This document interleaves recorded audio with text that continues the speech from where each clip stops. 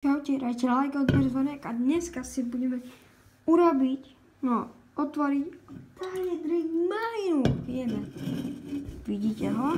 Zadáme ho. Čakajte. Tak. Vyzerá? Tu nikdy som nemal ešte Tiny Drink, ale uvidíme ako to. Fizzy Drink som už mal i urobíme, čo bude lepšie.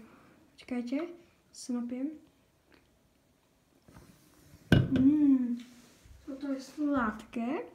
Ten fizzy drink bol menej sladký.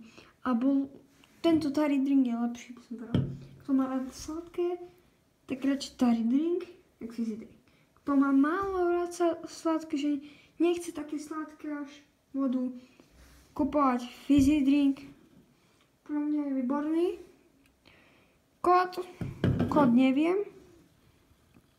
Kód asi dneska nebudem dávať, ale na budúce si možno aj dáme, otvoríme. A ešte ho vypijem.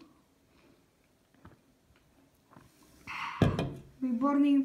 Bublinky tam mám veľa. V fizzy dringu bolo menej bubliniek, by som povedal. A tu viac.